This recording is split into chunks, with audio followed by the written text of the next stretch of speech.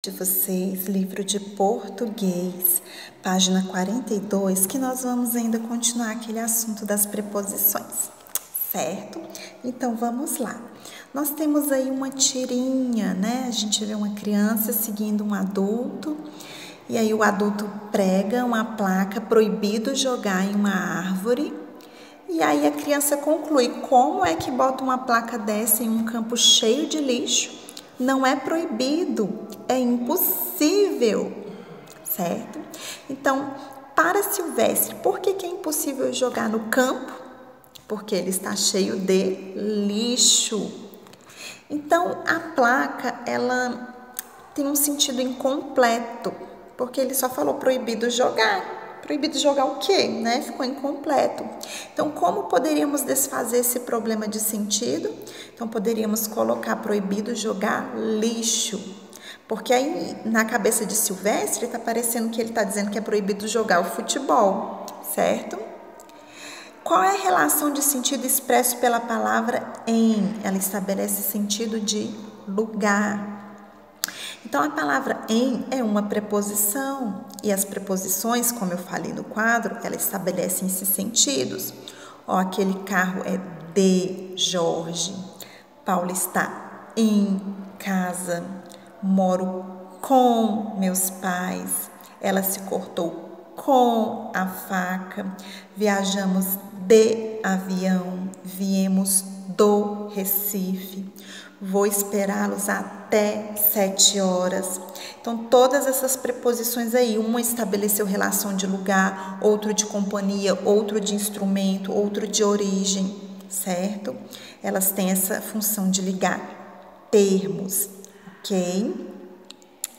E aí, meus amores,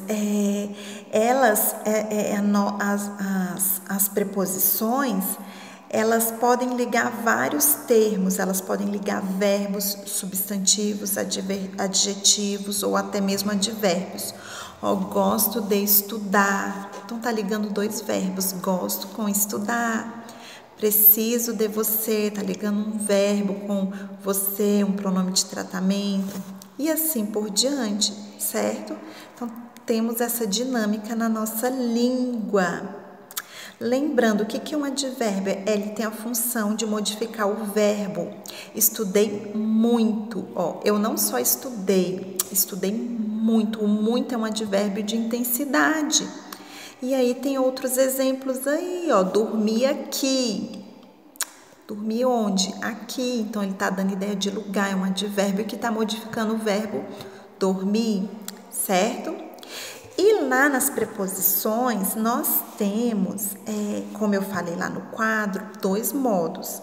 A combinação e a contração. Na contração existe a perda fonética. Por exemplo, você sabe qual é o melhor amigo do homem? Então, temos aí a preposição de mais o artigo o. Só que a gente não vai falar qual é o melhor amigo de o homem. Então, a gente fala do. Então, houve perda fonética. Então, aí temos um exemplo de contração, certo? E aí, meus amores, olha aí outro exemplo. Daquele livro, gosto muito daquele livro. Então, nós temos a proposição de, mais o pronome aquele. Então, forma daquele, contração. E temos a combinação, onde não há perda fonética. Ó, há muita poeira em cima do armário.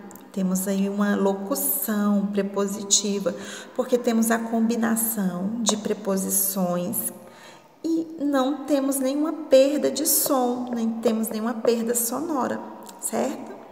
E aí, meus amores, tem uma listinha nas páginas 44 e 45 com várias preposições, o valor que elas têm, valor de movimento, de situação, o significado delas e o exemplo.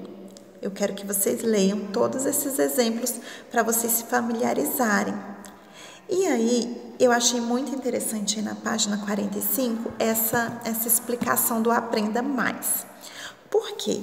Existem as palavras lexicais, que são as palavras do nosso dicionário, que elas têm a função de nomear, ok? De nomear seres, pessoas, de transmitir uma comunicação. Já as preposições, elas não são palavras lexicais, elas são palavras gramaticais, porque elas são desprovidas de sentido. Por exemplo, se eu falo menina, você constrói um sentido, você já imagina uma menina, uma pessoa do sexo feminino, certo? Mas se eu falo com, não estabeleceu nenhum sentido, né?